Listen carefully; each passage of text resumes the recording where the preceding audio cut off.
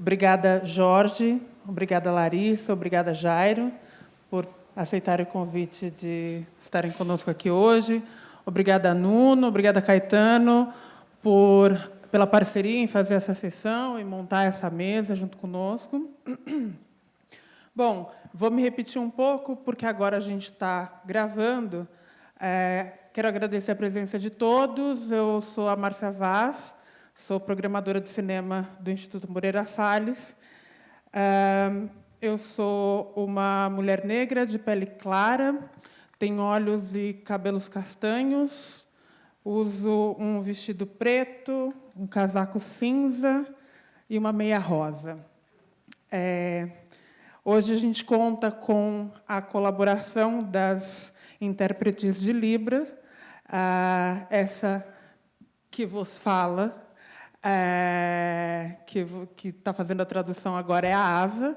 A Asa é uma mulher preta, de cabelos pretos, crespos, black power, olhos castanhos escuros, nariz largo e lábios grossos. Também temos a Meire. Meire Cunha é uma mulher preta, gorda, de cabelos grisalhos na altura do peito, olhos grandes e pretos. Vou pedir, por gentileza, quando começarem as suas falas, também fazerem a sua autodescrição. Bom, a gente acabou de assistir ao filme Amazônia, a Nova Minamata, com a direção do Jorge Bodansky, como parte da mostra As Câmeras de Bodansky, que segue em cartaz aqui no Instituto Moreira Salles até agosto. Essa mostra faz parte do projeto Jorge Bodansky no IMS, que, como eu falei anteriormente, teve o início dos seus trabalhos 10 anos atrás, quando o Instituto adquiriu parte do acervo do Jorge, suas fotografias e o material videográfico em Super 8. A partir de então, um projeto em comemoração aos 80 anos do Jorge, 80, 81, 82.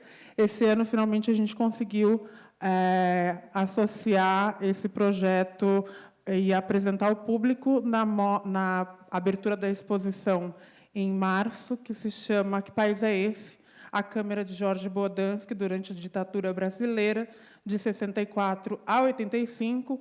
Hoje, enfim, a gente encerraria também a mostra junto com a exposição. No entanto, por uma alegre notícia, 2 grandes filmes do Jorge, Iracema, uma Transamazônica, e Terceiro Milênio, estão sendo restaurados nesse momento, e a mostra vai estrear os filmes aqui no Brasil, as restaurações, para o seu encerramento. Ainda dentro da mostra do Jorge, a partir de todo o material em Super 8, que não era pouca coisa, a gente convidou Everton Belico e os irmãos Prete a mergulharem no acervo em Super 8 videográfico do Jorge. E eles produziram, a partir desse material, 4 curtas-metragens que estão sendo exibidos ao longo do período da mostra. A partir desse mergulho e de uma experiência que a gente tem aqui no IMS, que Jorge também já tinha tido, em agosto a gente vai ter uma sessão com trilha sonora ao vivo, com a exibição desse material em Super 8 também. Bom, agora, sem mais delongas, essa sessão é uma parceria com a campanha de impacto do filme, com a interlocução do produtor do filme, Nuno Godolfin. De novo, agradecer ao Nuno pela parceria e pelas trocas ao longo desses meses para a gente realizar essa sessão.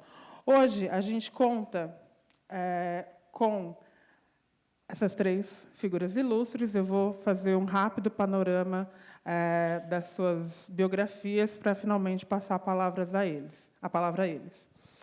Larissa Rodrigues é diretora de pesquisa do Instituto Escolhas, especialista em recursos naturais, lidera as iniciativas relacionadas ao setor de mineração para promover a proteção ambiental e a justiça social. É doutora e mestre em energia pela Universidade de São Paulo, USP, com período na Faculdade de Economia de Frankfurt, na Alemanha. Também foi coordenadora da área de pesquisa e investigações do Greenpeace Brasil, já tendo atuado no setor privado e com organizações institucionais. Cacique Jari Só Munduruku é historiador, tradutor, ativista e liderança indígena do povo Munduruku. Cacique da aldeia Sauré Aboi, no município de Itaituba, às margens do rio Jamanchim, um dos mais atingidos pela atividade garimpeira. Foi consultor da Fiocruz na produção dos materiais de esclarecimento sobre a contaminação por mercúrio. Entre outras atividades, também é consultor do linguista francês Pierre Picard, Paris 7, para a língua Munduruku. Tem inúmeros artigos escritos e coordena o Centro de Formação e Informação Acaiburai. Atualmente, luta pela demarcação do território indígena Sauré Muibu, do Médio Tapajós. Jorge Bodansky, cineasta, documentarista, fotógrafo, ativista, dessa comemoração em torno dos 80 anos de Jorge, 60 deles dedicados ao cinema, sobretudo aos filmes e as atividades e as lutas ao redor da Amazônia, dispensa muitos detalhes da sua história. Aqui agora. Vou pedir para que cada um fale um pouco. A nossa dinâmica é que seja uma conversa, eles vão fazer uma fala introdutória, mas o microfone vai ficar aberto e quem quiser fazer perguntas, por gentileza, é só levantar a mão que a gente entrega o microfone. Jorge, queria que você falasse um pouco da relação do que seria traduzir em filme todas essas questões, todas essas lutas, e nesse recorte da contaminação por mercúrio, porque o que a gente também vê aqui, acho que já estendendo para todos, é que aqui a gente está falando de um pedaço ainda muito pequeno, de uma cadeia que é muito grande. A gente está falando da saúde, da contaminação por mercúrio. Quando a gente olha para os garimpeiros, a gente está falando das pessoas do trabalho braçal do dia a dia, né? A gente não chegou ainda quem são os grandes patrocinadores e os grandes beneficiados dessa ação criminosa que a gente vê agora no filme. Queria que você falasse um pouco. Bom, primeiro dizer como é que essa história começou. Em 2016, a gente estava produzindo e realizando uma série para HBO chamada Transamazônica, uma estrada para o passado, e paramos perto de Jacareacanga. Havia uma grande reunião de lideranças mundurucus discutindo a questão de uma hidroelétrica que estava sendo planejada naquele momento. E estava lá um médico. E eu perguntei para ele, faz um médico aí no meio dessa discussão que era de outra área, e era o Dr. Eric Jennings, que aparece no filme. E o Dr. Eric dizia o seguinte: olha, nós estamos aqui porque houve uma demanda fora do comum de cadeira de rodas para crianças. Então, eu venho aqui pesquisar por que isso. A gente desconfia que já é uma consequência da contaminação do mercúrio, mas a gente precisa provar isso. E ele me contou o seguinte: olha, os sintomas que a gente está vendo aqui são os mesmos que aconteceram em Minamata, no Japão, nos anos 50, com a fábrica que derramou mercúrio na Bahia, envenenou os peixes, enfim, isso que vocês viram no filme. E eu achei, naquele momento, acendeu uma luz, falei, puxa vida, a comparação com Minamata, essa vai ser a chave do filme, porque a gente pode antever o que pode acontecer, porque, como vocês viram no filme, o mercúrio não tem cor, não tem cheiro, leva 30, 40 anos para aparecer, então as pessoas não acreditam que estão contaminadas. Acham, não, estou vendo, está tudo bem, estou me sentindo bem, por que me preocupar com isso? A outra questão foi... é uma questão muito complexa, como vocês viram, né? Como traduzir uma coisa tão complexa da área de medicina para um público maior? Com o filme tem que ter emoção, tem que ter interesse. O filme não é uma tese de doutorado. O filme é feito em última análise, também para entreter o público, né? Se você não consegue a atenção do público, você não vai conseguir que eles se preocupem com o problema.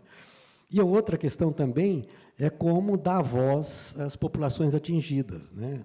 Quer dizer, fazer uma coisa equilibrada, não é só a gente falando, mas eles que são os que sofrem essas consequências, como diz o doutor Eric, eles é que têm a solução, né? Então, eu acho que foi difícil, né? A gente filmou muitos anos, fomos pegos pela pandemia, né? Tivemos vários percalços que vocês viram também no filme, e conseguimos, finalmente, chegar a fechar o filme, né? Uma história redonda, e que, com várias cenas assim que eu gosto muito, né? Que foi uma ideia do Macau, nosso fotógrafo, de fazer um portré ao vivo dos depoimentos das lideranças, né? Então, isso dá uma dignidade à pessoa, não precisa falar nada, basta olhar, e a expressão do rosto dele já diz muito mais do que se estivesse falando alguma coisa. Mas eu, pessoalmente, estou muito satisfeito com o filme, porque, para mim, é mais importante do que, vamos dizer, a questão cinematográfica, de ir para festivais, não sei o quê, é a questão ativista. Eu acho que o primeiro objetivo desse trabalho é ser um instrumento para o ativismo na Amazônia sobre a questão de saúde. Então, eu gostaria de ouvir a Larissa, né, e depois a gente ouve o Jairo. Obrigada, é um prazer enorme estar aqui. Obrigada, Nuno, pelo convite. Obrigada, IMS, por isso. E o que falar depois de assistir o filme, né? Não é a primeira vez que eu assisto esse filme. Eu trabalho com esse tema, né? E ainda assim eu fico muito impactada. E eu acho que justamente esse filme é um grande instrumento mesmo de ativismo, de chamar a atenção das pessoas para um problema que como a gente está vendo aqui, é sério, é real, está acontecendo, né? E eu não vejo, agora é o que eu realmente acredito, que tem como a gente sair dessa situação se a gente não deixar de usar mercúrio. É simples assim, sabe? E o que eu posso dizer, né? Aqui no Instituto Escolhas, a gente tem, enfim, tentando construir, aí, com a colaboração de muitos parceiros, esses caminhos de soluções possíveis, né? Como o Nuno falou, o problema está posto, mas o que a gente faz agora, né? Mas, de fato, esse é um problema que não é novo, tá? E aí, quando a gente vai olhar para o que está acontecendo na Amazônia, em 10 anos, as áreas de garimpo na Amazônia triplicaram de tamanho. É muita coisa. E, quando a gente vai olhar para dentro dos territórios indígenas, onde o garimpo é ilegal, ponto, essas áreas de garimpo, elas cresceram mais de 6 vezes, ou seja, enquanto na Amazônia inteira o garimpo cresceu muito, proporcionalmente dentro das terras indígenas, onde é ilegal, cresceu mais rápido ainda, ou seja, é uma situação bastante grave. Hoje, no Brasil, 54% da produção de ouro brasileira tem graves indícios de ilegalidade. E, na questão do mercúrio, mais 70%, com uma estimativa conservadora, é mercúrio ilegal que está sendo usado em garimpo, porque o mercúrio ele é usado tanto no garimpo ilegal, no garimpo legal. Todas as operações garimpeiras para extrair ouro usam mercúrio sem cuidado nenhum. E aí, o que a gente está, né, tentando avançar, ou tem conseguido fazer algumas coisas nos últimos anos, e eu fico até feliz de ver, porque, numa parte ali do filme, o procurador comenta, né, que, poxa, no mercado de ouro, é claro que é tudo ilegal, porque esse ouro você sai da terra indígena, ele é esquentado, entra no mercado, ninguém sabe de onde vem, porque as notas fiscais são todas em papel. Isso mudou. Mudou muito recente, mudou em março do ano passado, começou a valer em agosto, de fato. As notas fiscais hoje para essa compra desse ouro do garimpo, elas são eletrônicas, não tem mais aquele monte de caixa com nota que era tudo escrito, como o procurador falou, à mão, rabiscado, literalmente, para fraudar a origem do ouro. É uma medida super simples, mas que tem um impacto grande. Todo mundo, né, vê, a gente usa no Brasil nota fiscal eletrônica, mas só no ano passado a nota começou a valer, de fato, em agosto. Muitas das instituições financeiras, que são as que compram ouro dos garimpos na Amazônia, fecharam as portas. Muitas ainda atuando ilegal, muitas com gente ali atrás do balcão, mesmo com a porta fechada, comprando ouro ilegal, mas, quando a gente olha as exportações brasileiras de ouro no passado, elas caíram expressivamente, porque isso deu um choque no mercado. Uma nota fiscal que virou eletrônica deu um choque no mercado. O Supremo Tribunal Federal também teve uma ação muito importante que ele suspendeu, que era o comércio de ouro do garimpo feito de boa-fé. A gente vê aqui, de boa-fé não tem nada, mas o ouro era transacionado assim. Qualquer pessoa, nem garimpeiro, piloto de avião, vendedor de combustível, chegava numa lojinha de ouro, falava, está aqui o ouro, veio dessa área legalizada, número tal. Aí o cara comprava o ouro, falou, check, está aqui, está tudo feito. Isso era assim que era feita compra e venda de ouro de garimpo. Agora, isso está suspenso, ou seja, as empresas que estão comprando ouro, elas minimamente têm que comprovar, mostrar que elas têm processos para saber de onde está vindo o ouro, senão o que acontece? Elas são pegas pela lei, que era o que não acontecia antes. E tem uma discussão que tem se arrastado aí morosamente, mas pelo menos ela tem se arrastado com mais ânimo desde o ano passado, no Congresso Nacional, que tem alguns projetos de lei justamente para colocar um sistema de rastreabilidade do ouro, para que o ouro que está sendo extraído, seja de onde for, a gente consiga saber de onde vem. Porque, enquanto a gente não conseguir responder a pergunta de onde que está vindo o ouro, tem ouro ilegal misturado, tem o ouro da terra indígena. E aí todo esse problema que o filme mostrou aqui é para quê? Para o Brasil tirar o ouro dessas áreas que são supersensíveis e causando todos esses problemas de saúde para exportação. O ouro brasileiro não fica no Brasil, o ouro brasileiro vai para a Suíça, para o Canadá, para o Reino Unido, não fica aqui, é para exportação. Então, existem projetos de lei, então a gente precisa de uma mobilização para mudar a história do ouro, porque se a gente não mudar o ouro, a gente não vai mudar o mercúrio, mas precisa de mobilização. A gente teve uma mobilização que foi, inclusive, o que incentivou a nota fiscal eletrônica, até a ação do Supremo Tribunal Federal, que foi o caso da tragédia nos Yanomami, no começo do ano passado, que não é do começo do ano passado, mas a mobilização aconteceu naquele período. Então, por isso que é tão importante a gente ter esses instrumentos, que é o da mobilização mesmo, para fazer as coisas acontecerem. E agora, o caso do mercúrio, para não me demorar, a gente mostrou, agora recente, quando a gente fala de mercúrio no Brasil, circularam, pelo menos, 185 toneladas de mercúrio ilegal para fazer produção de ouro na Amazônia. Isso é muita coisa. E aí, por que eu acho que isso que tem que ser proibido? Porque hoje o mercúrio já é controlado. 185 toneladas de mercúrio ilegal já é num sistema controlado. Brasil não pode, tem regra para usar mercúrio, tem regra para importar. As regras existem. Na prática, não funcionam de nada. Então, é muito difícil fiscalizar. Então, a gente, de fato, precisa de proibir, como, inclusive, o próprio Brasil já fez para vários termômetro de mercúrio, ninguém usa mais, produtos de higiene, várias lâmpadas, já foi proibido, porque isso aqui está claro qual que é o problema. Então, como que a gente, eu acho isso um contrassenso, como é que a gente proíbe para certos usos e deixa o maior usuário de mercúrio, que é o que faz com menos cuidado, assim, como se nada tivesse acontecendo.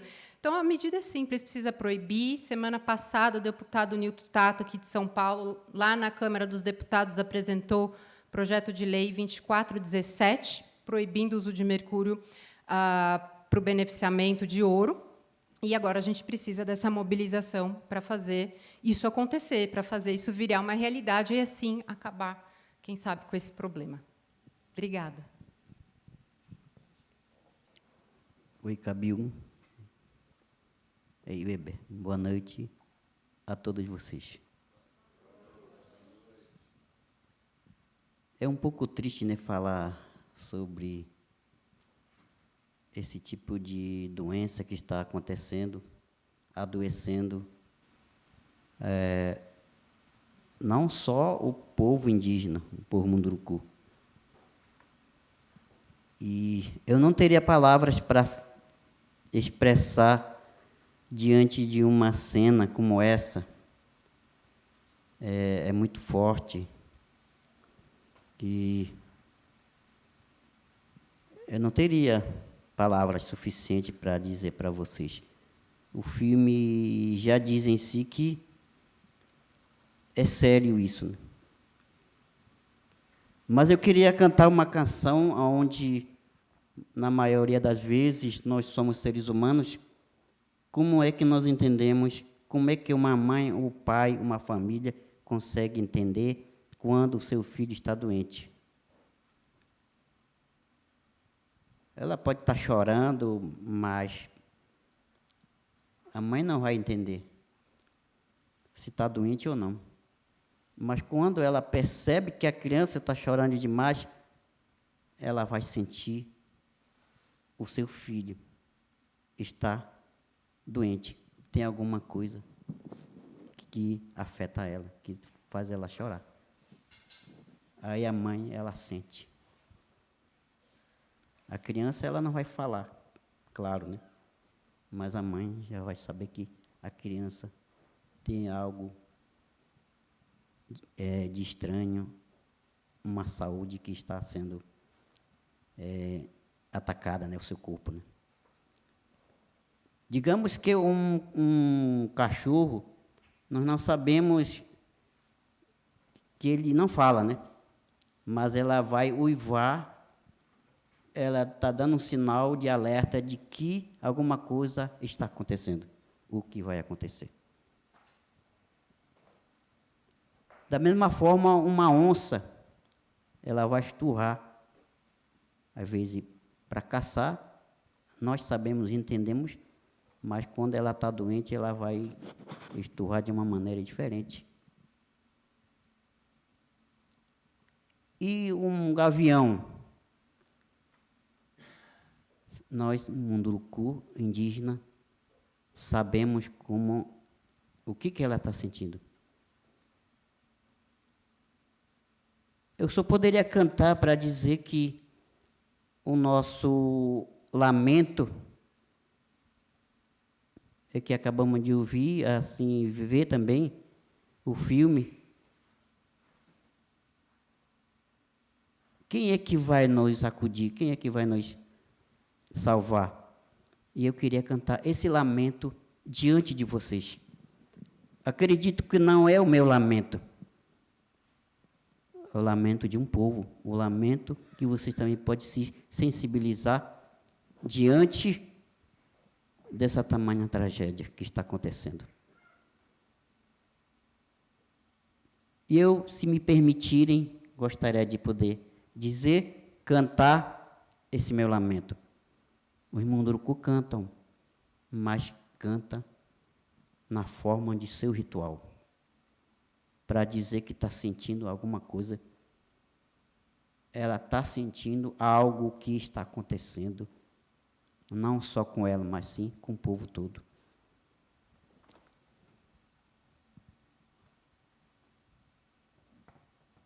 Que diz assim o lamento. Pode ser que temos ouvido os lamentos dos parentes Munduruku que acabamos de ver, mas eles estão contando a sua história. Quem são esse povo? Quem são vocês? Você faz parte também do nosso povo. Então diz assim a canção, o lamento do Munduruku. Ijupta inhanjeatnya, Ijupta inhanjeatnya, Ijupta inhanjeatnya, Ijupta inhanjeatnya, aku shiringwati jubnya, aku shiringwati jubnya, pesanam batorevati jubnya, pesanam batorevati jubnya.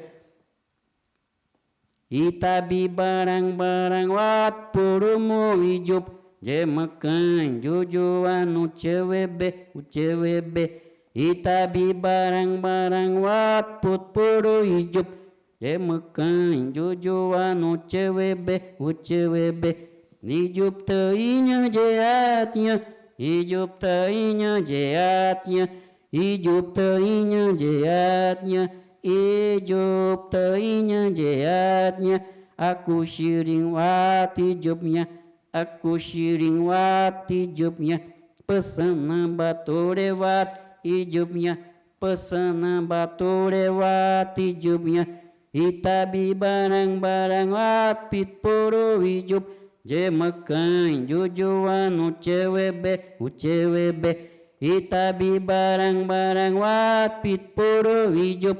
Jemakan, Jujuan, Uchewebe. Salve!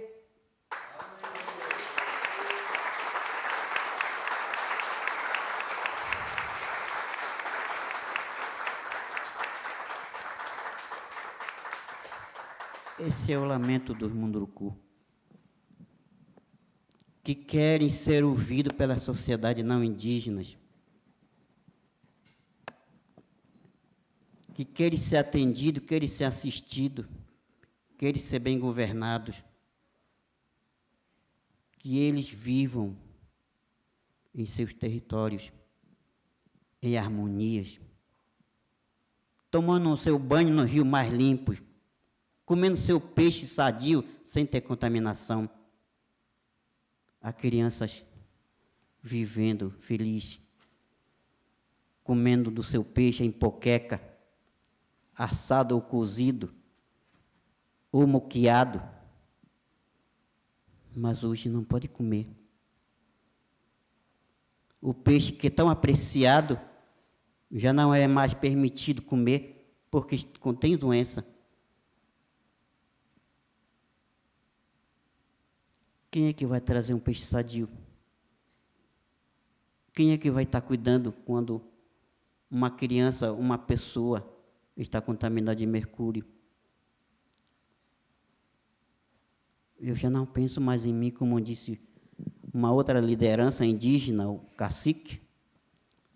Eu já estou pensando no futuro, o futuro da minha geração, o futuro dos meus netos, o futuro que elas vão ter quando elas tiverem os netos. Elas vão também estar lutando para que elas tenham saúde, que o seu rio esteja limpo,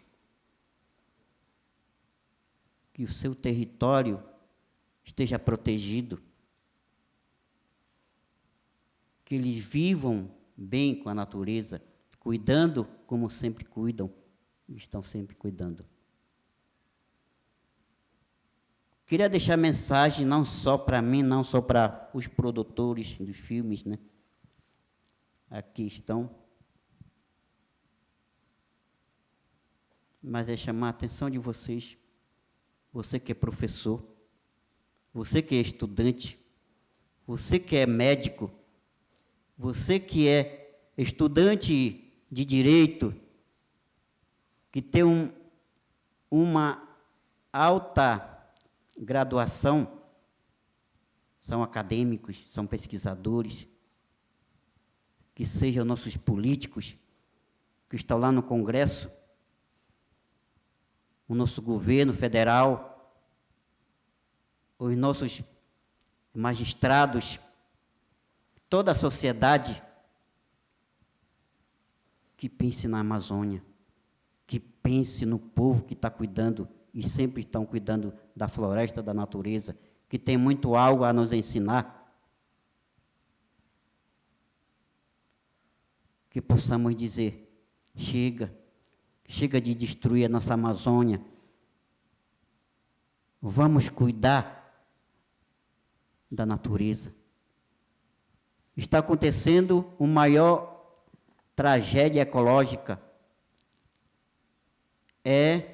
destruição da natureza. Está acontecendo mudanças climáticas, a natureza está reagindo. Isso só é o povo que está na floresta que entende de o que está acontecendo. A natureza, a floresta está sendo agredida. O meu rio, os leitos das nascentes limpas de águas puras, sendo destruídos pela ação de garimpos. E ainda por cima é um garimpo ilegal, é um crime. O meu rio condenado, os meus peixes estão morrendo contaminados, e nós também nos alimentamos deles, estamos também sendo contaminados. O meu rio já não é o mesmo que eu podia mergulhar e ver os peixes lá no fundo, que podia ver os tracajás, que podiam ver outros tipos de vidas aquáticas no rio. Eu não consigo ver. minha água suja, contaminada, que trouxe de benefício o garimpo? Trouxe destruição, degradaram o meio ambiente, destruíram o rio, as cabeceiras dos rios, das fontes de águas claras, nascente de águas potáveis, destruídas. E eu não posso beber a água. Aonde eu posso tirar água? Eu estou bebendo água contaminada. Mas eu não vou deixar de beber água, eu não vou deixar de comer o peixe que está contaminado. Eu deixo esse recado para vocês.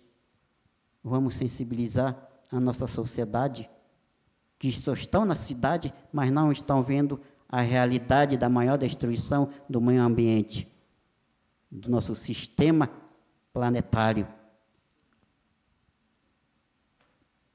Eu não tenho palavras para dizer tantas coisas.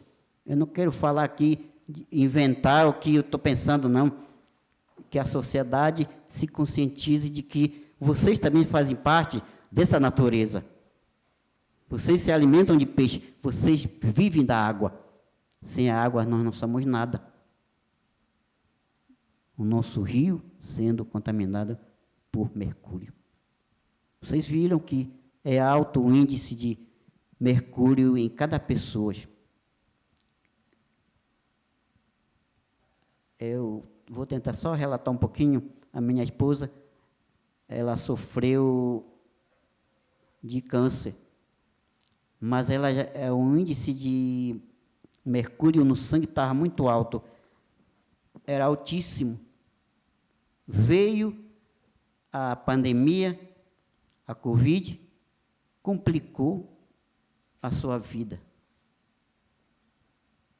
Ela lutou durante 3 anos contra o câncer e também contra o mercúrio. Ela não morreu de câncer, mas sim de mercúrio. Não tem cura. E quem vai curar? Nenhuma medicação, nenhuma medicina.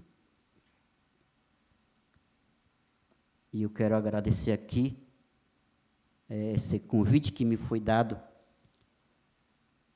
de tentar falar para vocês que nós precisamos mudar o cenário de nossos governos para que eles possam dizer: chega de contaminação, chega de garimpo ilegal, chega de destruição. Vamos proteger a nossa Amazônia, vamos proteger o povo que estão ali cuidando. Eles precisam de nós.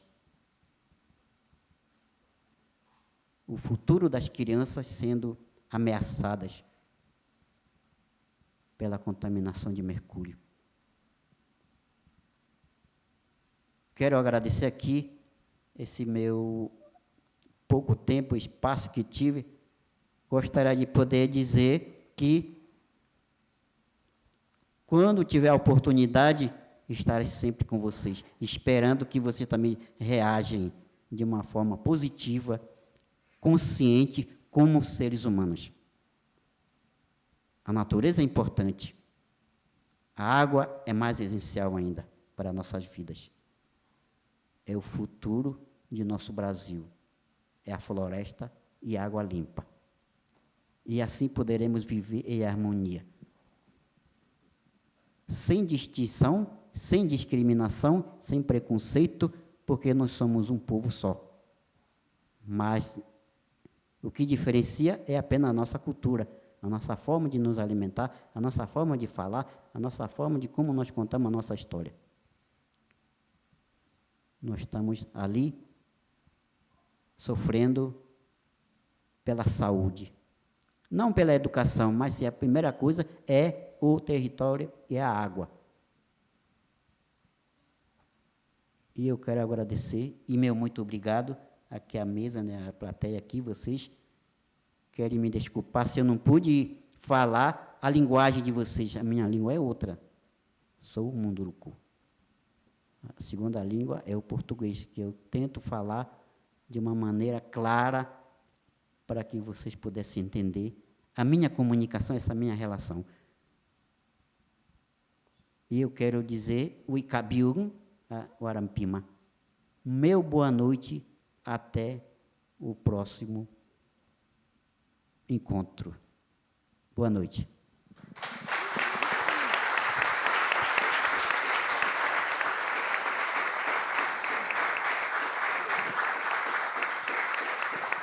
Muitíssimo obrigada, Jairo, pela presença, pelo deslocamento para chegar até aqui para conversar conosco. Obrigada. Obrigada, Larissa. Obrigada, Jorge.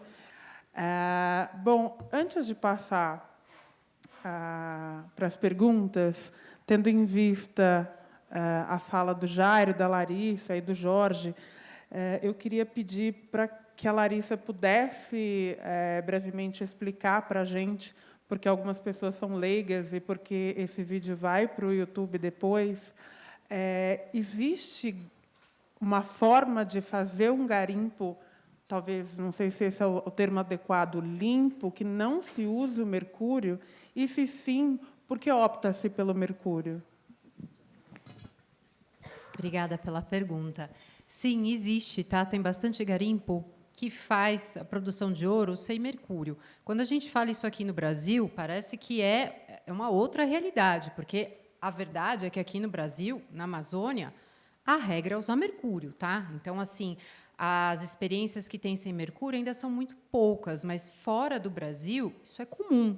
Não é uma coisa até que as pessoas assim já não você encontra na internet, enfim, já é muito mais disseminado.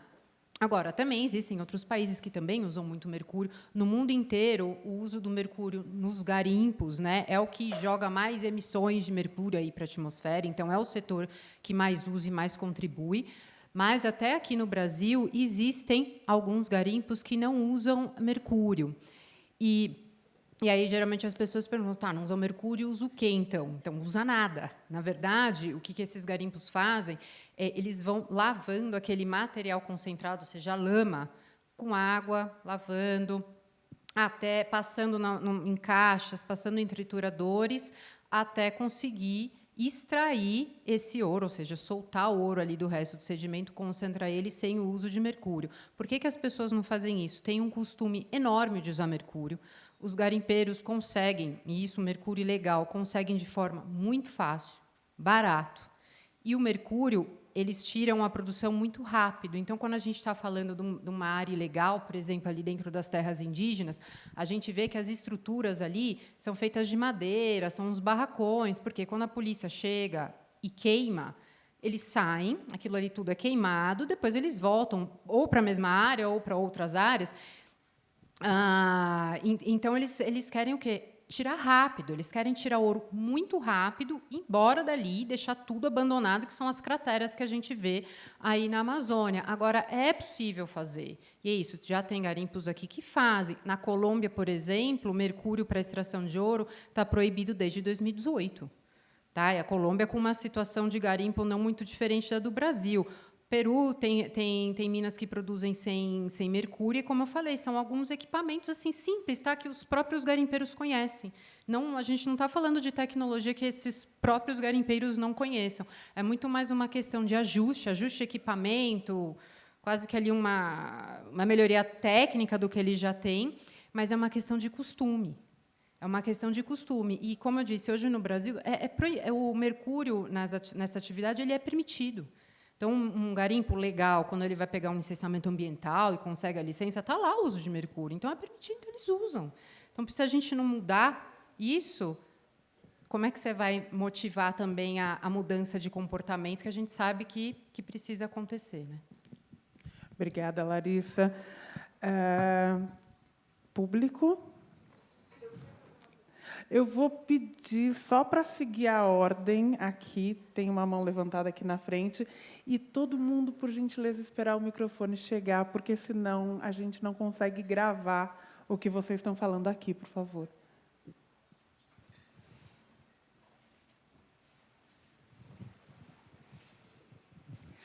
Bom, primeiro, agradecer mais uma vez aqui, agradecer a generosidade do Jorge aí de enxergar esse filme ainda lá no início, né, e assumi a vontade de fazer esse filme acontecer, né, e de mobilizar aí, né, essa equipe, essa pesquisa enorme que teve, né, que envolveu desde o princípio a Fiocruz, para a gente começar a pensar que filme era esse, né, Jorge, né, de como equilibrar aí esse conteúdo tão denso que é para falar de mercúrio, para falar de uma coisa que é um elemento químico, né, e as consequências disso para a sociedade, né, até chegar nesse filme que a gente trouxe aqui, né? E nesse processo todo, a campanha de impacto ela foi surgindo naturalmente. A gente entendeu que era um filme, né, que tinha um motivo concreto para ser, que era mudar a nossa sociedade, que era mudar a política como se lida com o mercúrio e com o garimpo na Amazônia, né? E assumimos isso e pensamos como fazer esse filme, né? E uma das coisas que a gente entendeu, porque lidar com essa realidade garimpeira é muito complexo, né? Vocês viram o que aconteceu com o Dr. Eric lá, vocês viram o que aconteceu com a casa da Maria Leusa, e todas essas lideranças são sistematicamente ameaçadas, né? Toda vez que ela se levanta, alguma voz se levanta contra o garimpo na Amazônia, ele vai ser atacado, né? Vai ser atacado mesmo, né? Eles estão, vários deles, todos eles passam por ameaças dos mais diversos níveis, inclusive ameaça de morte, como a gente viu aqui, sem a menor sem cerimônia nessa câmera, né, nesse filme. Então, uma das coisas que a gente percebeu é que a gente não poderia simplesmente atacar os garimpeiros, né, que a gente precisava mostrar que tinha um outro valor, que estava além disso tudo, e por isso que a gente focou na coisa da saúde, focou na necessidade de se pensar e se discutir a saúde, e o que é a saúde, né, dessa população, que é a população que garante que a Amazônia ainda seja verde hoje, né, de pensar o que é o futuro dessas gerações, que são os próximos guardiões da Amazônia, que vão estar lá na frente, para garantir que essa Amazônia continue existindo em pé, essa floresta verde, né? E assim que começou todo esse processo de construir o filme, e na paralela foi se amadurecendo essa campanha de impacto, né? Quando a gente teve a oportunidade de filmar com os japoneses, quando os japoneses entenderam o que estava acontecendo no Brasil, o que eles fizeram, né? Eles fizeram questão de mandar uma mensagem para a Amazônia, para o Brasil, né? Essa mensagem, que é aquilo que vocês veem os indígenas assistindo no filme, né? Eles mandaram aquilo, a gente editou aquela mensagem num curta-metragem, né? Dublou em Munduruku. O cacique Jairo foi um dos tradutores e dubladores, e a gente distribuiu esse filme, não só para aqueles que estão vendo ali que a gente está filmando, mas distribuiu a rodo, distribuiu para toda a população Munduruku, esse pequeno curta que foi passando de telefone em telefone, né, para que os indígenas começassem a entender, e porque eles é quem tem que reagir diretamente lá no campo, né, à chegada dos garimpeiros, eles têm que repelir os garimpeiros. Então, enquanto a gente estava fazendo o filme, essa campanha de impacto começou lá atrás, né, junto com a população Munduruku, a partir dessa mensagem que os japoneses mandaram para ele. E assim a gente começou a articular também todo o processo de lançar o filme, né, ter o tempo inteiro essa preocupação de estar apresentando, né, maneiras de fazer com que as pessoas mudassem as suas atitudes em relação a essa realidade, né. Quando a gente apresentou o filme pela primeira vez, né, quando ele estava pronto numa aldeia Munduruku, né, que foi o primeiro lugar onde se viu o filme, lá em Saremaibã, né, foi uma coisa, de certa forma, muito forte para nós e muito chocante, em certo sentido, né, porque quando as jovens meninas mundurucus começaram a perceber o que estava acontecendo, começaram a refletir o que estava acontecendo no corpo delas, que elas estavam vivendo isso, sabe, elas começaram a questionar se elas queriam ter mais filhos ou não. Né? E isso aí foi meio que tipo reimpulsou, redirecionou todo o trabalho que a gente estava fazendo, né? Porque não adiantava simplesmente, de fato, a gente fazer essa denúncia. A gente tinha que chegar para os mundurucus e apresentar para eles também, não, existem soluções concretas, né, que a gente tem que buscar, que a gente tem que trabalhar para poder chegar lá.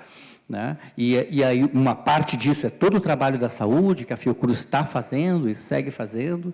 Né? A gente teve a oportunidade desse filme ser apresentado pela Corte Interamericana de Direitos Humanos. A partir desse filme, esse filme virou uma prova, uma evidência, que gerou uma ação contra o governo do Brasil, em 2022, né, para que se tomassem atitudes concretas para proteger o povo Munduruku, o povo Yanomami, e o povo Kayapó e todos os outros povos do Brasil que estivessem sendo atingidos pelo garimpo. Né? E em 2023, a gente mostrou esse filme para a Convenção de Minamata, que é um organismo da ONU que é responsável pela gestão do mercúrio no mundo. Né? Existe um protocolo onde se vai parar de comercializar mercúrio no mundo em 2026, se não me falha a memória. Né? E a gente, mostrando o filme para eles, a gente diz, meus amigos da ONU, meus amigos da Convenção de Minamata, vocês precisam ver o que está acontecendo no Brasil hoje, vocês precisam parar de comercializar mercúrio, é agora, não podemos mais esperar por isso. Né? E a partir da apresentação desse filme lá, eles abriram as portas para os povos da Amazônia poderem participar da Convenção de Minamata e se apresentar lá e dizer, chega de mercúrio. O amianto, que é um produto químico também que foi utilizado, né, durante muito tempo na nossa sociedade, quando se descobriu que ele estava matando as pessoas, né, só que no caso eram pessoas da Europa, pessoas do mundo inteiro, né, foi proibido. Hoje em dia você não usa mais amianto, sabe? Por que o mercúrio ainda é comercializado, né, de uma forma indiscriminada? Né? Então, a nossa luta, ela passa por tudo isso. Né? Eu ainda poderia falar aqui mais sobre tudo isso que está acontecendo, mas o que eu tenho é que agradecer, né, aos trabalhos como, né, o pessoal do Instituto Escolhas, a Larissa, o Sérgio, né, que com o trabalho deles mobilizaram, estão mobilizando, redefiniram, rediscutiram como é que funcionava todo o sistema de comercialização de ouro do Brasil e são modelo de referência para várias legislações que hoje estão sendo aplicadas, que acabaram de lançar um trabalho sobre como que é feito todo o trabalho de pesquisa de comercialização ilegal do mercúrio e está começando a surgir ações nesse sentido. Né? E essas ações estão acontecendo aqui e ali. E é isso que é a nossa meta, que é assim. Né? Quando a gente pensa, o que a gente precisa fazer a nível de saúde? Hoje, né, há pouco tempo atrás, nesse ano, agora em abril, né, surgiu um Instituto Amazônico do Mercúrio, com a responsabilidade de instrumentalizar os principais polos de pesquisa da Amazônia, as principais universidades e institutos de pesquisa da Amazônia, com instrumentos capazes de fazer uma medição em larga escala do mercúrio no sangue das pessoas, porque hoje em dia a gente não pode mais pensar em fazer um exame pré-natal na Amazônia sem fazer exame de mercúrio. Né? Isso não existe, as pessoas não levam isso em consideração. Né? Então, está se criando situações para que isso aconteça. A Fiocruz está avançando com várias pesquisas na Amazônia, eles estão pesquisaram peixes que são pegos não só lá no Tapajós, nem lá no território hermano. Não, é lá em Manaus, é lá em Belém, é lá em Porto Velho, e esses peixes estão cheios de mercúrio. Né? Então, se a gente não começar agora a agir sobre isso, né, a gente não vai conseguir deter essa onda, essa situação que vocês viram que acontece, né, ou que aconteceu no Japão há 70 anos atrás. Né? A gente tem condição de reter isso aí, de deter essa situação pior. Né? E, de certa forma, o que a gente quer com esse filme é chamar vocês, e chamar os amigos de vocês, chamar as pessoas que vocês conhecem, a ajudar, de alguma maneira, a contribuir com isso. Né? Então, eu peço gentilmente assim, que, sabe, na medida que for possível se aproximar, se é possível ajudar nessa campanha, por favor, venham, conversem com a gente, porque tem várias pequenas ONGs, várias pequenas instituições que podem e estão fazendo coisas concretas sobre isso. Né? Uma delas é a ONG desse cara aqui, Saúde e Alegria. né, que está trabalhando, está junto com os mundurucus, pegou o filme logo no início e começou a levar lá para as aldeias e mostrar para as populações indígenas mundurucus, para que eles começassem a pensar o que eles precisavam para poder enfrentar isso. E eles começaram a pedir para esse cara aqui, para a instituição dele, para levar água para eles, água limpa, para começar, e começar a pensar modelos de desenvolvimento comunitário que pudessem manter a floresta em pé e dar algum tipo de recurso para eles poderem resistir aos garimpeiros. E, ainda por cima, ter um jeito de comer algum tipo de comida que fosse saudável, que não tivesse contaminada, né? Então, se fosse possível, até pediria para o Caetano talvez falar aqui na sequência se é viável, né? Um pouquinho, sim, claro, por favor. Estou curioso só com a pergunta dela lá. Será que ela pode fazer pergunta? Acho que ela foi embora. Então faz a pergunta aqui que a gente, qualquer coisa, já ajuda a responder, né? Obrigada. Meu nome é Sônia. Eu só queria saber como é que ficam esses rios a partir do momento que a gente não usa mais o mercúrio. E tem alguma chance de voltar a ser o mesmo? Boa pergunta, né? Infelizmente, a descontaminação é uma coisa muito complicada, porque a gente está falando de metal pesado, e são coisas que levam muito tempo ali para ele voltar a ser o que eles já foram um dia, né? Se a gente olha para quem aqui já foi para Alter do Chão, levanta a mão, por exemplo. Então, vocês lembram da água no Tapajós, ali em Alter do Chão? Essa água é a água que deveria ser a água da aldeia do Seu Jairo, como ele bem colocou quando era criança, era água verde cristalina. Vocês viram aquela água barrenta, tudo aquilo é Rio Tapajós. É a mesma água, em tese, que deveria ser a água de Alter do Chão, né? Então, são rios de águas claras, com praias de areias brancas. Eu queria só fazer uma observação. A gente tem que também tomar o cuidado de achar que o problema do garimpo se resume ao mercúrio. Então agora vamos fazer o garimpo sustentável e invade terra indígena, traz tráfico de drogas, traz violência. Quer dizer, o que vem junto com o mercúrio, com o garimpo, não é só o mercúrio. Então, se existe hoje uma legislação que proíbe atividade minerária, atividade garimpeira dentro de território indígena, isso está proibido. Não tem discussão, ninguém aqui está discutindo direita, esquerda, ou petismo, ou bolsonarismo. Pela lei, o direito à terra indígena é dos indígenas e não pode ter mineração. Até que o Congresso vote algo contrário, hoje não pode ter.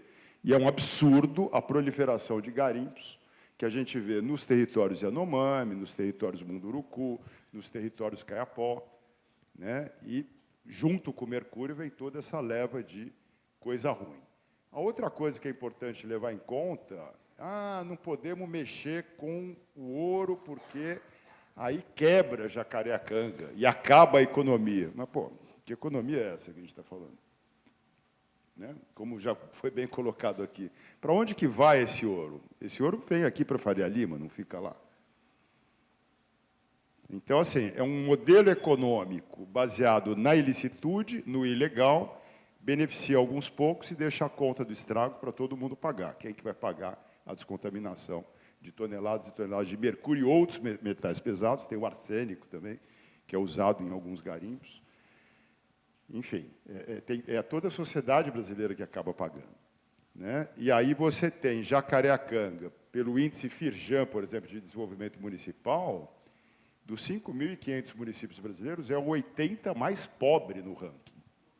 Então, que tipo de progresso a gente está falando aqui? Você tem que pedir para uma ONG colocar água encanada numa aldeia que, inclusive, tem indígenas pro garimpo. Por que nem aquele ouro que o cara extrai, ele não ajuda os colegas dele ali da mesma aldeia para colocar filtro de água para o povo?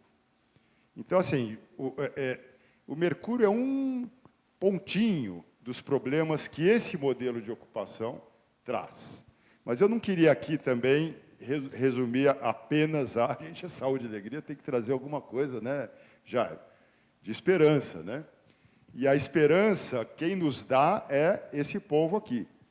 porque o trabalho nosso, historicamente, é na região de Santarém, que é chamado de Baixo Tapajós. A gente está a 300 quilômetros do início dos garimpos, e a gente vê toda a dificuldade, né? Um detalhe que tem que ser levado em conta, e aí é um parabéns também ao Jorge, ao Nuno, a toda a equipe. Além de ter sido filmado numa área de extrema insegurança, a nossa própria equipe do Saúde e Alegria tem que ir, né, com acordos de segurança ali, para colocar água para todo mundo. Eles ainda pegaram o governo Bolsonaro, que não facilita em nada, pelo contrário, se não fizesse nada, já ajudava. Não, faz contra. E uma pandemia que parou o mundo. E os primeiros lugares a colapsar foram, inclusive, essa região, a Amazônia, Manaus, Santarém e o Tapajós. Então, assim, uma salva de palmas, porque tem tudo isso aí que, para vocês, aí, uma salva de palmas para a produção do Felipe Neto. Não, só para não ficar na parte ruim, né? A gente, juntamente com os movimentos Munduruku e outras organizações, com o apoio do Ministério Público Federal, criamos há 30 dias o primeiro fórum estadual de abrangência em todo o Pará de combate à contaminação do mercúrio e à erradicação do mercúrio no Estado. Então, isso aí já foi um passo político de movimento. A gente também está criando um movimento, junto com o Dr. Eric, para começar a enquadrar a questão dos garimpos, não como um problema apenas de ecochatos versus o pessoal que precisa da economia do ouro em Jacareacanga, mas sim como um problema de saúde pública. O garimpo tem que ser visto como um problema de saúde pública. Temos aqui meu fã, aqui, o Dr. Drauzio Varela, que também é um batalhador, um colega de batalha pela saúde na Amazônia, pela saúde indígena, pela saúde ribeirinha. Então, isso é importante. E o que a gente está pleiteando é o acesso ao SUS para a testagem de exposição do mercúrio, principalmente junto aos municípios áureos, como Itaituba, Jacareacanga, entre outros. Então, isso aí é um ponto e está caminhando, está avançando, soluções tem. Ponto 2, precisa demarcar as terras indígenas, né? E aí, porque você tem parte das terras demarcadas, parte ainda não homologadas de um povo que está lá antes, e muito antes de qualquer português pisar aqui. Precisamos do apoio da sociedade brasileira aqui, que forma a opinião pública nesse centro econômico de São Paulo, para poder garantir o direito à terra dessa população que está lá, bravamente lutando para manter a floresta em pé, e, em troca desse serviço voluntário que mantém São Paulo em pé, recebe doença de fora, mercúrio, grileiro e bala. Não podemos mais permitir esse tipo de coisa para todo mundo ficar mais pobre, ninguém fica mais rico, o paulista não fica mais rico. Esse ouro não está nem aqui, nem lá, em lugar nenhum para quem precisa realmente de bem viver. Ponto 3, a gente está fazendo um trabalho com as aldeias Munduruku, que se estruturaram, deram um show de organização, criaram o coletivo POI, para a gente estar construindo alternativas econômicas ao garimpo. Porque também não adianta vir com aquela visão romântica, tira todo o garimpeiro, são décadas e décadas de garimpo, o próprio garimpeiro do chão ali é uma pessoa simples, é uma pessoa humilde, ele não tem formação, não tem apoio também de governo, ele está excluído, muitos vivem em condição análoga à escravidão, às vezes você fica preso ali no próprio garimpo em função do chefe do garimpo, só que a polícia, quando vai bater, bate nesses caras, não bate no dono do garimpo, né? A começar pelo prefeito lá, né? Então, assim, a alternativa econômica precisa ser pensada, um programa de transição para o garimpeiro do chão precisa ser pensado, para que ele possa sair daquela atividade, ter um apoio para transitar para uma outra atividade. A demarcação das terras é fundamental e mais uma ação muito forte de água e saneamento básico, que essa parceria do Saúde e Alegria, outras organizações com os Munduruku também está fazendo acontecer, com sistemas de energia solar. Acabamos de furar agora, o mês passado, um poço de água limpa na aldeia do Seu Jairo, para colocar um sistema de abastecimento lá, movido a energia solar. A gente sabe que é muito pouco ainda o que a gente faz, perto do que eles merecem, e do que precisa ser feito e que, óbvio, a gente cria modelos, cria tecnologias sociais, pilotos, ações demonstrativas, mas que precisam ser escaladas por quem tem obrigação de fazer isso e não é uma organização não governamental. É o governo mesmo, até porque esse povo está mantendo, ao manter lá em pé, manter aqui em pé. Então, não vamos perder a esperança, não, tem que ter saúde e alegria. Obrigado. Obrigada, Caetano. Eu tenho duas perguntas, uma para o Jorge e outra para o cacique Jairo.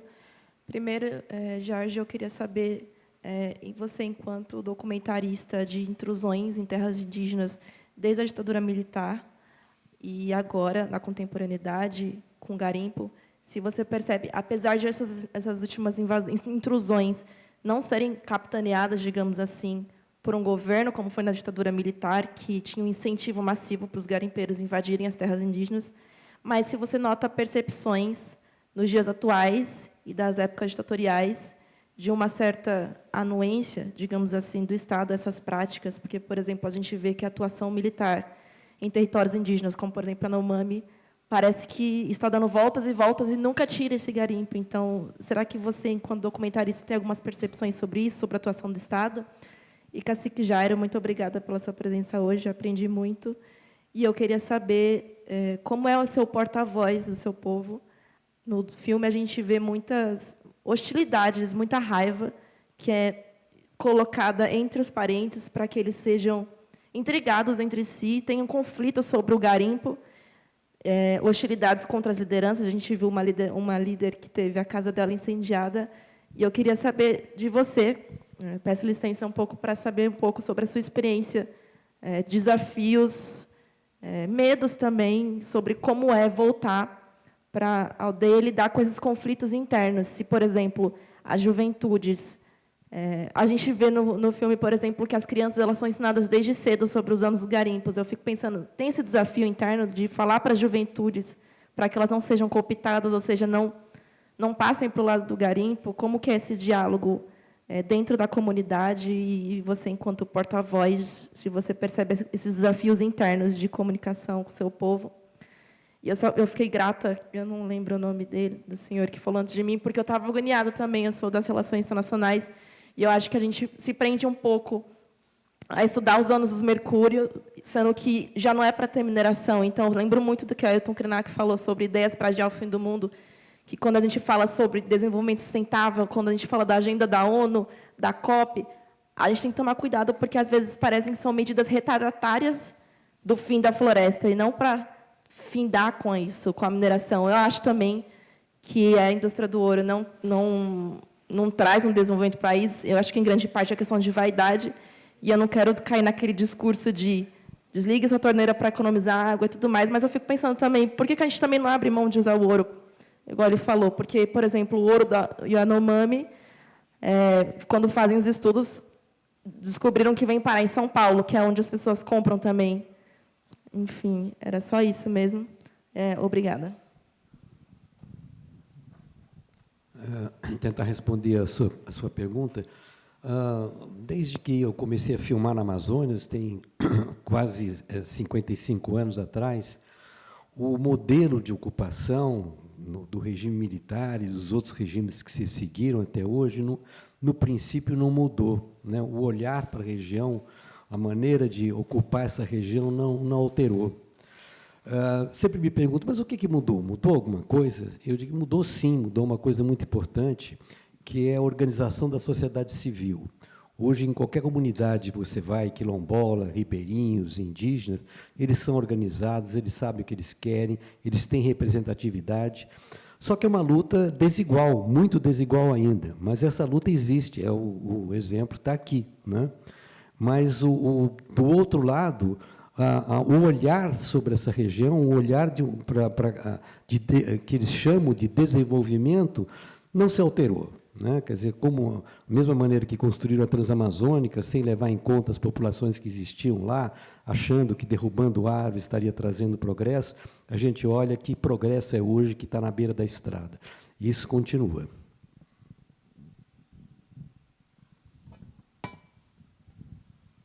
Bem, interessante a pergunta, né? já sofri ameaças também por parte de parentes. Foram 5 da minha família eliminados por causa dessa luta de defender o povo, de defender o direito. E dizer para a pessoa que está sendo cooptado para exercer esse tipo de trabalho, muitas vezes ele coloca, já ouvi muitos deles dizer assim para mim,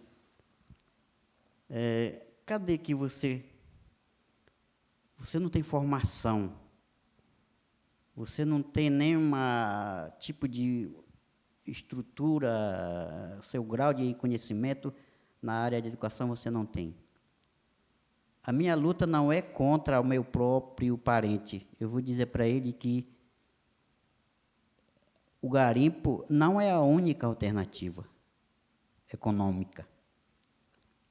Eu sempre costumo dizer que quem planta, quem cultiva, ele vive melhor do que quem está tirando ouro ali, né? Ele pode hoje fazer uma roça, plantar macaxeira, mandioca, cana, mamão, melancia, milho. Ele não vai passar necessidade. Por causa dessa luta, dessa minha ideologia, eles dizem, mas eu preciso de dinheiro, eu tenho uma embarcação, preciso comprar gasolina, preciso comprar uma rabeta, eu tenho que comprar uma rede, tenho que comprar um anzol e o que mais para a sua necessidade. Mas eu digo, não, o garimpo não é a solução. Se você plantar, você faz farinha hoje, faz 2, 3 sacos, vai e leva para a cidade. Aí ele diz, mas eu quero o dinheiro, mas eu fiz essa experiência. Durante uma luta política, quando eu fui coordenador da associação, muitos parentes me procuravam e diziam, parente, qual candidato é o melhor para que possamos votar? Eu sempre dizia, não existe o melhor. Depende de você, a tua consciência é que vai permitir se ele merece o teu voto ou não. E por causa disso foi ameaçado. Sabe o que eles disseram? Se eu ganhar, nunca na tua vida tu vai viver de empregado. Aí a minha mulher, que estava viva, ela ouviu e ela disse, como é que nós vamos viver, vivemos na cidade, eu tinha uma casa na cidade, na verdade. Como é que vamos pagar a luz, como é que nós vamos pagar a água, como é que nós vamos comprar isso e aquilo mais. Digo, mulher, é o seguinte, eu não nasci na aldeia, quer dizer, nasci na aldeia, mas cresci na cidade. Sei como funciona o sistema do não indígena. Eu acho que um pouco, alguém sabe da minha história, né? Aí disse, não, mas realmente eles ganharam, me tiraram, e eu tive que vender a casa, né? Depois de tantos anos de trabalho, voltei para a aldeia. E lá os meus meninos que nasceram na cidade não sabiam o que nem era cará, ou não sabiam nem que tipo de peixe, como é que se acendia fogo, só era no fogão a gás, né? E nós fizemos uma roça. Plantamos mandioca, plantamos macaxeira, plantamos batata. Depois de um ano, nós começamos a fazer farinha. Levávamos 5 ou 4, 5 sacos de farinha, íamos vender na cidade, Jacareacanga. Falava com o comerciante, eu trouxe um saco de farinha. Cadê? Deixa eu ver, está aqui. Ó. Manda pesar ali.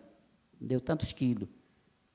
O que você quer? Quer dinheiro ou quer? Eu quero mercadoria.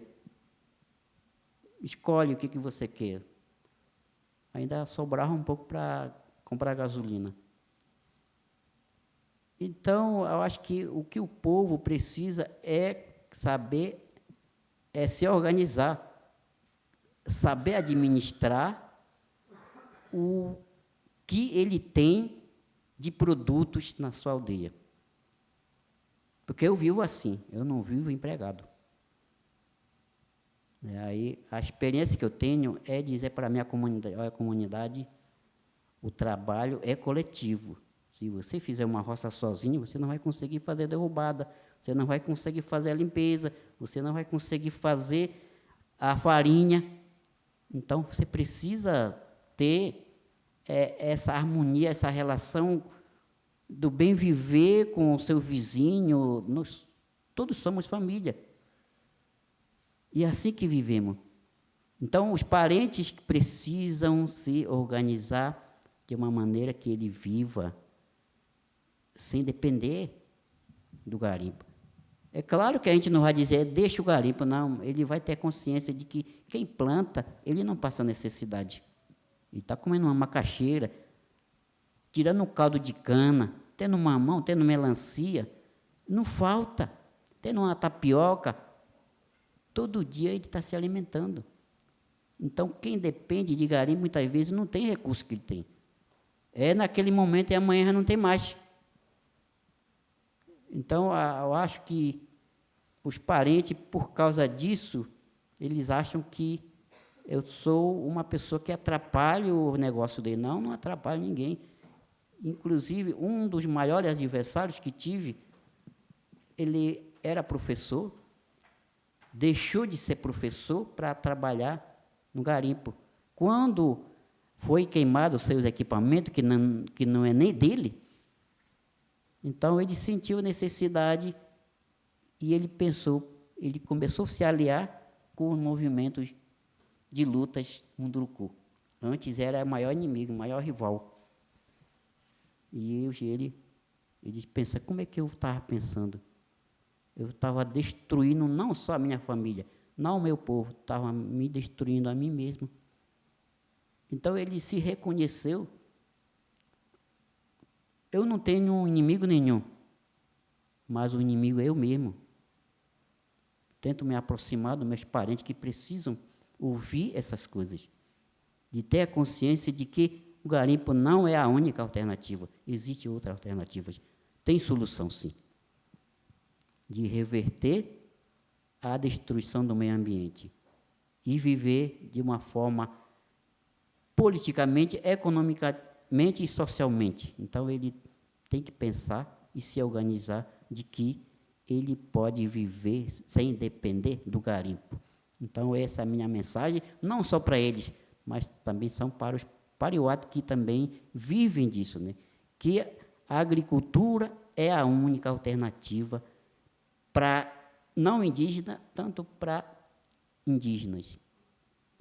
Então, a minha relação com o povo é a comunicação, é um respeito com aquela pessoa violenta. Eu não vou lá chegar a agredir ele, não. Eu vou dizer, olha, parente, é o seguinte, você precisa ter consciência, pensar em ti, pensar nos teus filhos.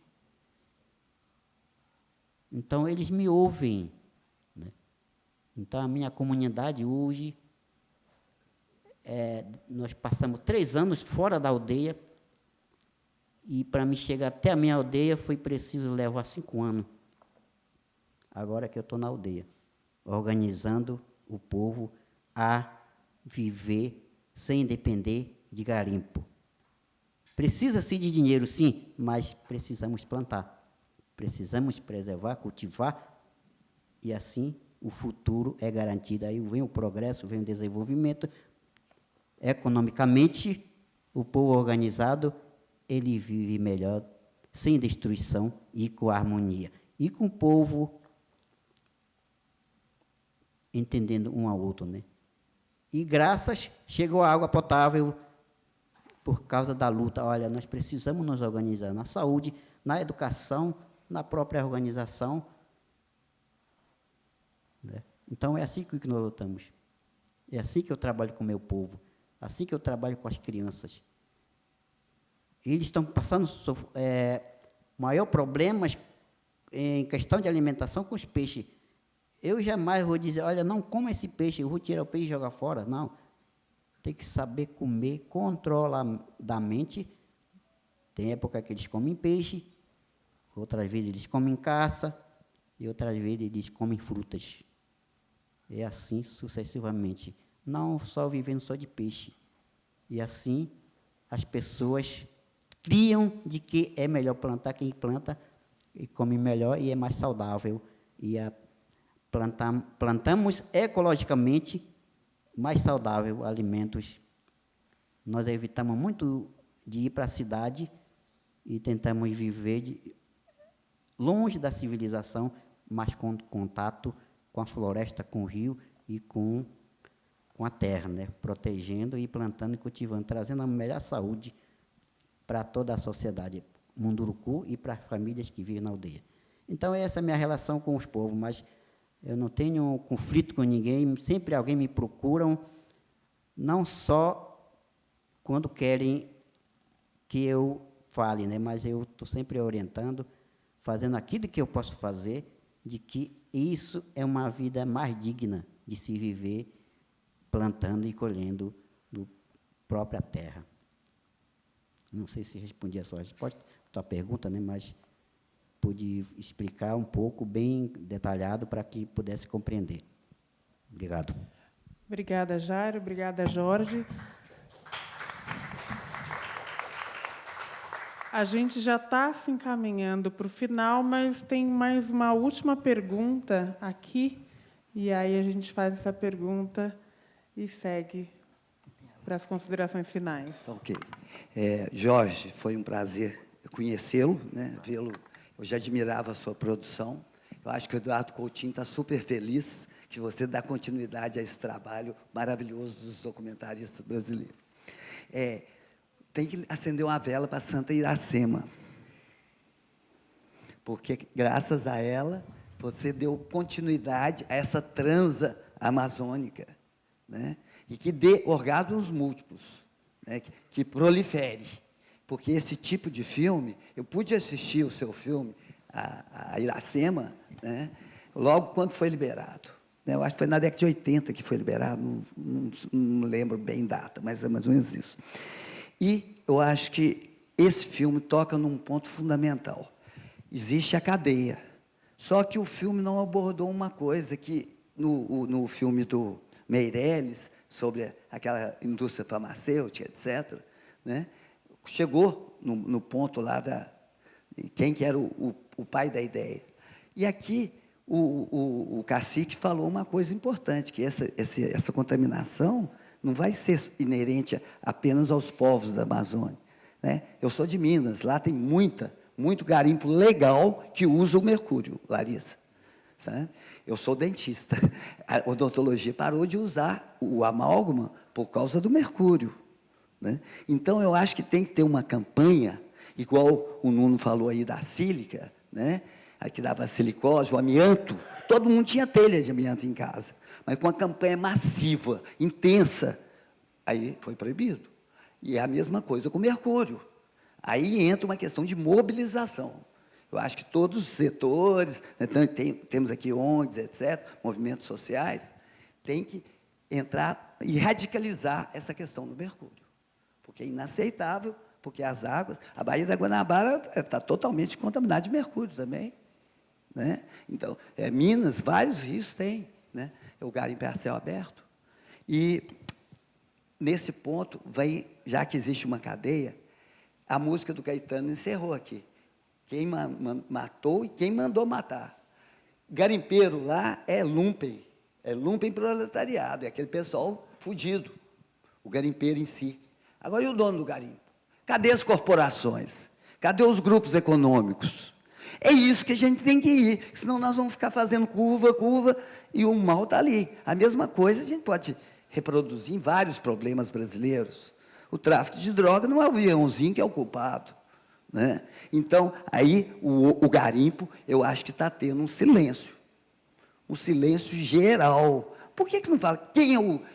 Quais são as grandes corporações que estão por trás disso? Qual que é o grupo financeiro que está bancando isso aí? É muito dinheiro, gente. Quer dizer, só aparecem os anões e os gigantes, né? O Adamastor está aí acabando com toda a qualidade de vida da população, em geral, né? Eu estou falando do garimpo, né? Então, é mais ou menos isso, e queria, sabe, Cacique Jairo, sabe, você colocou as coisas de uma maneira tão terna, tão doce, tão delicada, que eu acho que o povo Mundukuru está muito bem representado. Parabéns pelo seu papel.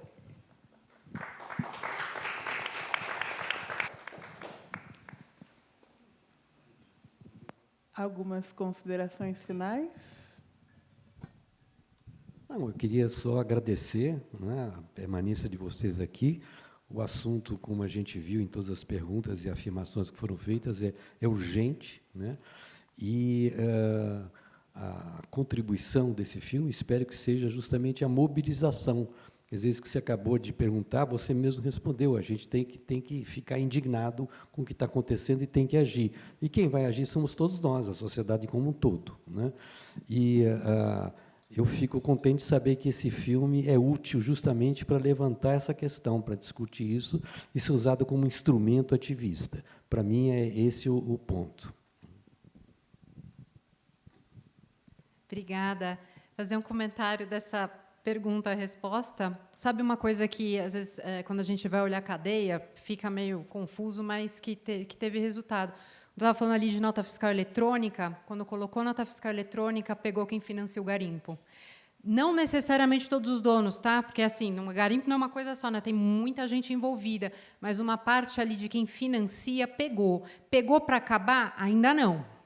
Mas deu uma pancada forte, que caiu, as exportações pegaram em quem está financiando. E a minha mensagem final, que eu realmente acredito que a gente tem que lutar e mobilizar, usando aqui o filme, todo esse trabalho pelo fim do mercúrio, e precisa, de fato, proibir e acabar com isso. Obrigada. Obrigada pelo debate.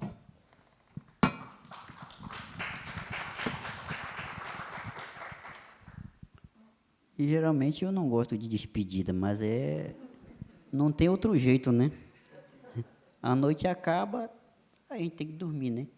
A hora chega, quando o dia chega, a noite vai embora. E quando chega a noite, o dia vai embora, né?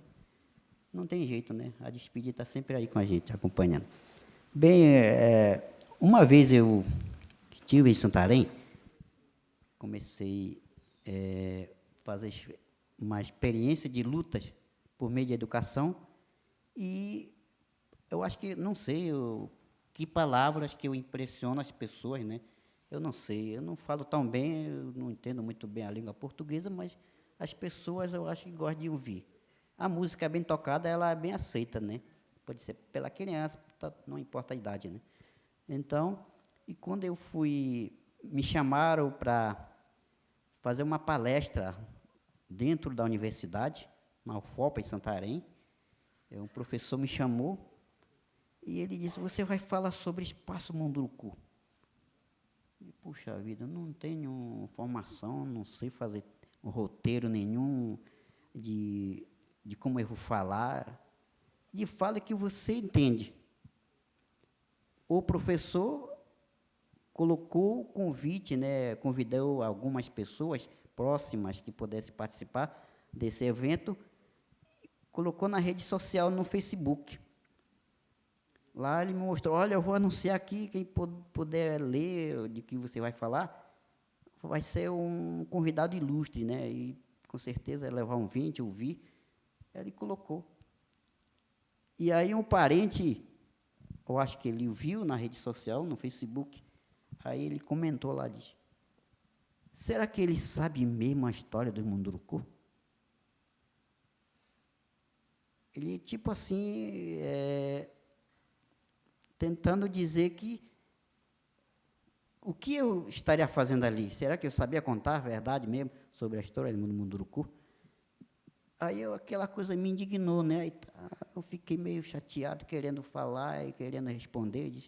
Falei para o professor: professor, eu tenho aqui um parente aqui dizendo que não está de acordo com a minha palestra que eu vou falar. Aí ele falou: cacique? Não, acho que não era nem cacique ainda, era uma liderança, né, na área de educação. Não liga para isso, não. Nós somos acadêmicos, também sofremos esse tipo de ataque. Tem alguma coisa que as pessoas comentam sobre as nossas falhas. Não liga para isso, não, isso é natural, você vai se acostumar. Aí isso me deixou, tá bom. E eu esperava do parente falar, parente, aproveite o espaço, fale sobre nós. É o espaço público. Então, fale sobre nós o que você sabe. Fortalece a nossa luta. Era isso que eu esperava dele. Fale. Nós confiamos, nós depositamos a nossa confiança de que você é capaz de falar sobre a nossa história, a nossa educação, a nossa organização. Isso vai nos ajudar a fortalecer. Aproveite. Mas não foi isso que falou, né? Mas isso eu aprendi e aprendo, não só com meus parentes, aprendo com vocês também. Então, é assim que eu vivo. Faço palestra, não importa em qual área que seja algo que eu possa falar, eu posso estar falando. Posso não falar, mas se cantar, mas eu queria me despedir cantando. Não sei se ainda tem alguém que ainda para falar o último, de dizer assim, olha, está encerrado, pronto, né? Mas é uma música de despedida e que eu jamais não quero a despedida, mas é impossível de se evitar, de dizer que não, mas eu queria deixar essa música Jairo, como um registro. Jairo, então, para a gente fechar com chave de ouro com a sua canção, eu vou só fazer a fala final, agradecer a presença de todos, a presença de vocês, a participação de vocês. Consultem a programação para assistir os outros filmes do Bodansky, vejam a exposição e muito obrigada e uma boa noite. Agora com vocês, Cacique Jairo Munduruku.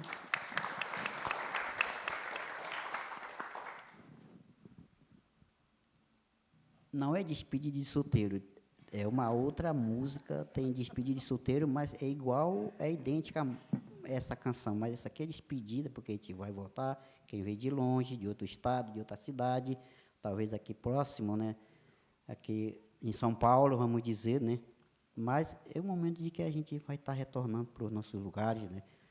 E essa é a música que diz assim: Uba ade perem, uba ade perem, uba ade perem, uba ade perem, uba ade perem, uba ade perem, aju awawi dispacientak, dau mãe perem, aju awawi dispacientak, dau mãe pereu, wau da xiri que kawawi, dau mãe perem, wau da xiri que kawawi, dau mãe perem, mãe perem,